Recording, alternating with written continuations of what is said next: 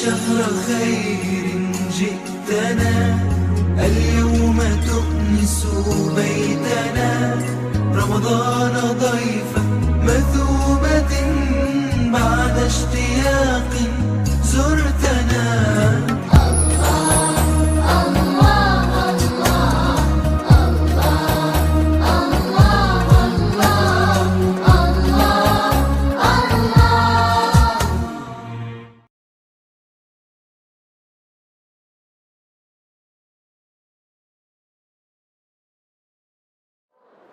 أعوذ بالله من الشيطان الرجيم. بسم الله الرحمن الرحيم.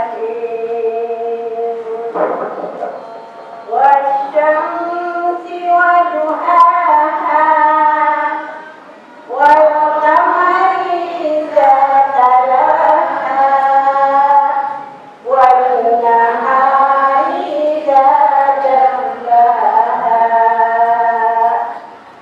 والليل إذا يغشاها والسماء وما بناها والأرض وما طحاها ونفس وما سواها وألهمها فجورها وتقواها قد أفلح من زكاها وقد خاب من دساها كذبت ثمود بطغواها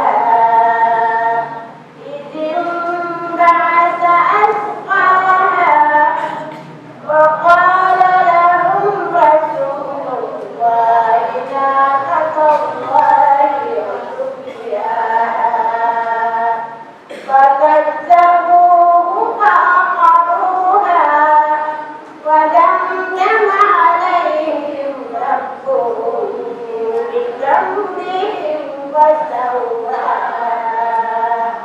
ولا يخاف عقباها.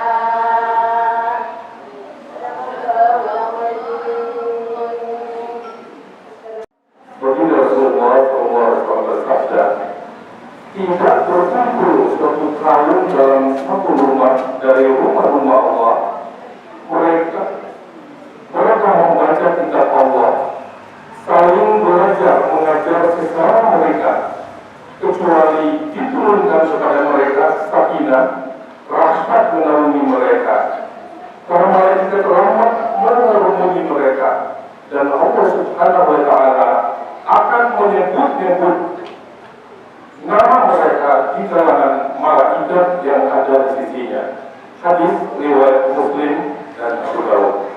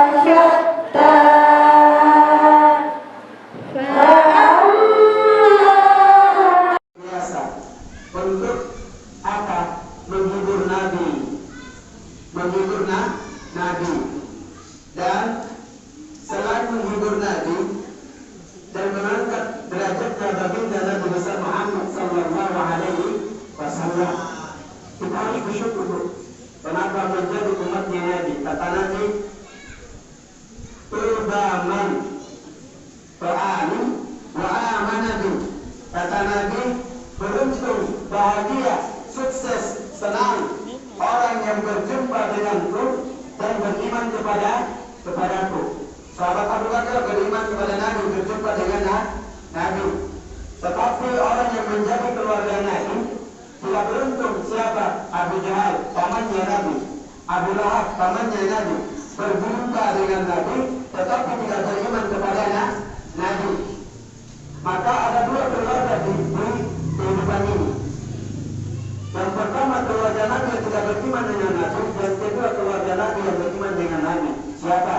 Hamzah, pamannya Nabi. Abbas, ayahnya Abdullah bin Abbas, pamannya Nabi, dan masih sama-sama beriman kepada Nabi.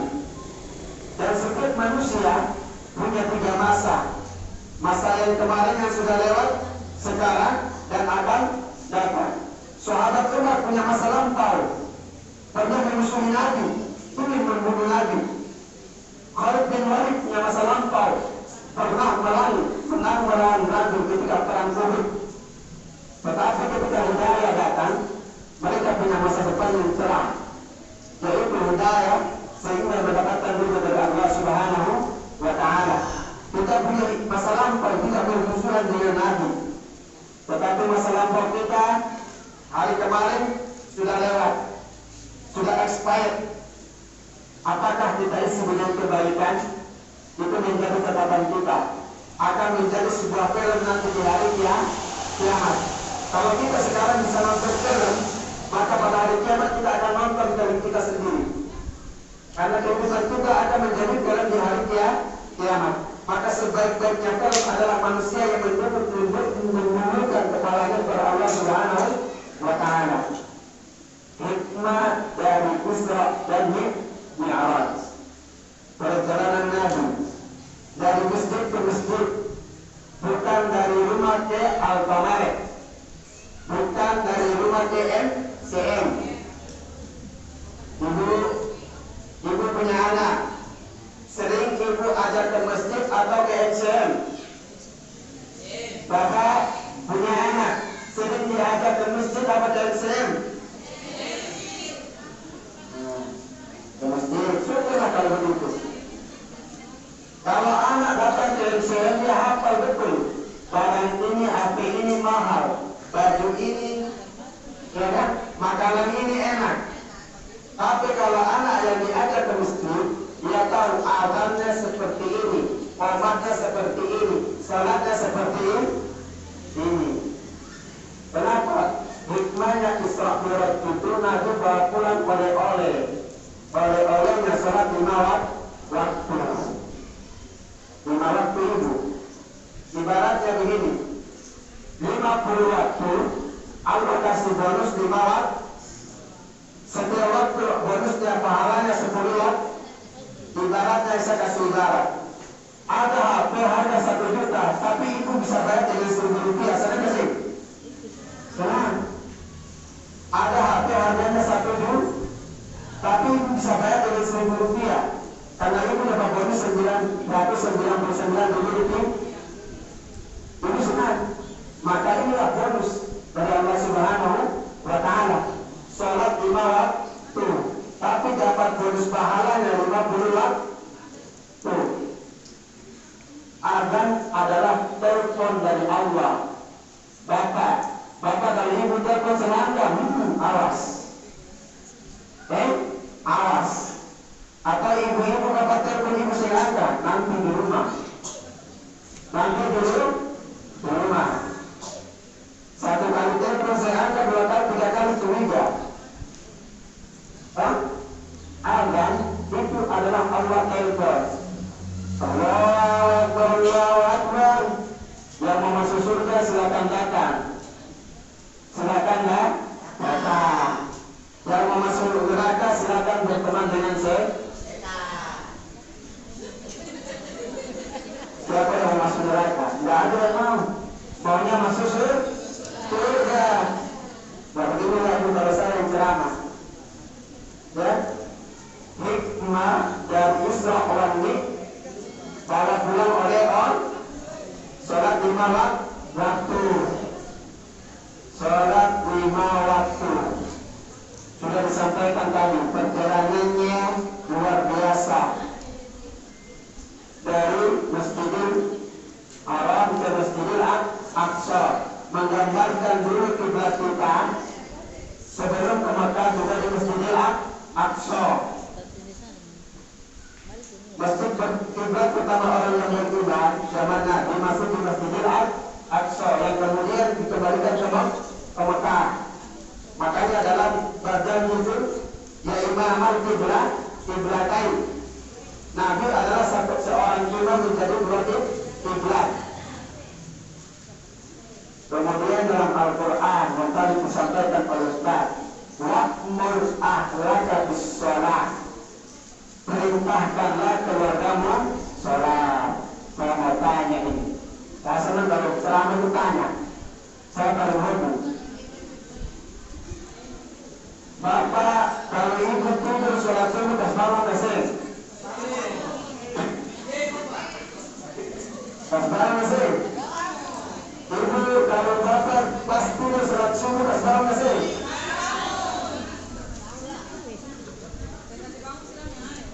Sudah dengar, Masya Allah. Kalau anak yang tidur pas sholat subuh dan bangun kesel, ada yang bilang kasihan dia masih kecil, kasihan dia masih. Tapi kalau pas bangunnya diambil, biar jam 4 subuh pas bangun, ya, biar pesawat mau berangkat jam 3 malam pas bangun. Ya inilah kejadian nyata yang ada di masyarakat. Wa'mur ahlaka bis-shalah, perintahkanlah keluargamu sholat. Bukan hanya perintahkan, wastabir 'alaiha. Setelah perintah, sabar. Sabar itu gampang. Kalau orang saya mau sabar, makan nasi mantap-mantap. Kalau saya mau kalau tidak mau sabar, minum air panas-panas mendidih. Kalau tidak mau, kalau ini paling suka hitung uang. Uang masuk datang paling suka itu. Datang paling suka tunggu uang datang. Paling suka tunggu uang datang. Tapi kalau datang tunggu bapak imam datang, pulang masuk dia berbicara. Betul tak sih? Betul tak Ustaz? Ibu-ibu, yang cerita sendiri saya doa, yang cerita sendiri saya doakan, suaminya kawin lagi.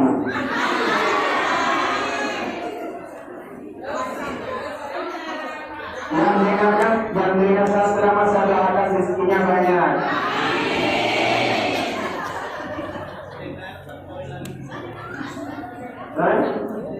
Habis ibu ini saya ceramah, ceramah lain. Jadi saya mau ceramah, mendengar mereka ceramah, apa saya yang ceramah? Ibu-ibu maafis. Jadi ibu-ibu sholat itu 5 waktu, bukan 3 waktu. Bukan maghrib saja, nanti subuh dulu, datang dulu asar dulu. Bapak-bapak yang terhormat, Bapak penerima nikahnya perempuan dia ke surga. Kenapa perempuan itu dikatakan banyak masuk neraka? Karena bapaknya juga tidak mengantarkannya ke neraka, mau mengantarkannya ke surga. Kalau bapaknya sholat, istrinya diajak sholat, berarti masuk surga sama-sama. Istrinya nggak sholat, gara-gara bapaknya nggak sholat. Betul tak sih? Masya Allah, betul semua. Kita ini masuk surga gampang. Dalam surat Maryam ayat 59. Surat Maryam ayat 59. Anak kita sudah sarjana mantap. S1 mantap. Pekerjaannya bagus mantap. Tapi yang dikhawatirkan dalam surat Maryam ayat 59 itu, seorang yang anak yang kita tinggalkan itu dia malas sholat. bahkan tidak sholat. Kalau kata itu paling salah cerita kalau orang tua dulu mereka berhenti dia sholat saja, dia membacaan Al-Quran atau bangga, tapi pas berkata bolong-bolong atau mengaji anak tadi kita berapa? Tadi kita berapa jalan juga padahal dia mengaji, tapi kalau servis doa kayu gua aja nyata bukan main-main. Kalau sekolah kayu gua berjalan, kalau mengaji apa? Kalau sholat, apalagi sholat yang suci, amanah itu catatan sini di siapa? Baru. Jadi Bapak, Ibu, perkenalkanlah anak dengan sholat. Ibu yang bangga itu bukan ibu punya anak sarjana, atau punya anak dari seorang tentara, atau bapak punya anak dari seorang tentara. Bagi saya, seorang ayah bisa bangga apabila ketika dia jadi jenazah, atau seorang ibu bisa bangga ketika dia jadi jenazah, jadi mayit, yang imami anaknya sendiri. Yang imami anaknya sendiri. Coba bapak bayangkan, bapak setangan tidak ada, yang imami jenazah, bapak pun anak, ibu pun anak sendiri. Bangga yang mana? Kalau kita lihat seorang bapak yang imami anaknya sendiri, benar tak? Tidak. Ada bapak imam kasih yang lain, bukan anak-anak sendiri. Uang sudah habis, waktu sudah habis, gemilang tangan tidak ada, anak sendiri. Ini dua cerita tiga. Ibu, betul sih? Jadi, kalau ibu mau bangga punya anak yang jadi imam pada ibu di jenazah, istri mau bangga punya suami yang jadi imam pada istri, jadi bisa jadi jenazah. Saya itu kalau datang ke negeri, saya lihat anak ini bagaimana, hidup seperti apa. Saya kasih contoh, maaf ibu juga bapak. Kalau kata pada depan anak kambing, lu anak kambing, berarti mama kan? Bapak kan? Kalau panggil anak ya kambing. Semua panggil anak kan? Kalau panggil anak calon presiden, kan enak. Calon pejabat, itu kan enak. Kalau orang yang paling ngomong anak kami keluar jadi, tapi kalau saya ambil dua kan, mau yang satu lagi itu kan. Kadang-kadang itu kan anak diadat, artinya anaknya diadat sama ibunya sendiri. Kenapa? Setiap lisan ini, ucapan kita ini didengar oleh Allah. Jadi jelas.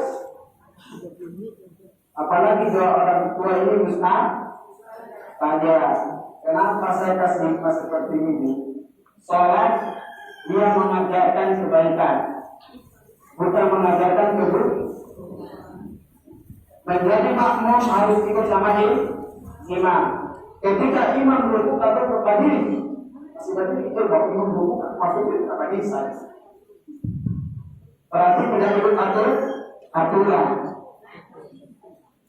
Maka jika kau ingin kau anak sholat, maka imamnya harus sholat. Gampang saja. Karena pohon cengkeh itu punya bibit pohon cengkeh, pohon pala itu dia punya hasilnya biji pala. Semua orang tanam durian dan batu pohon baduri. Maka yang kita tanamkan hari ini apa yang ada di anak kita hasilnya seperti itu. Tapi orang di sana kalau tanam buah, pohon pun buah. Nah itu saja dari saya. Mudah-mudahan hikmah yang sederhana ini wakul a'la kadus sholat. Lazas adu kadus sholat kembali.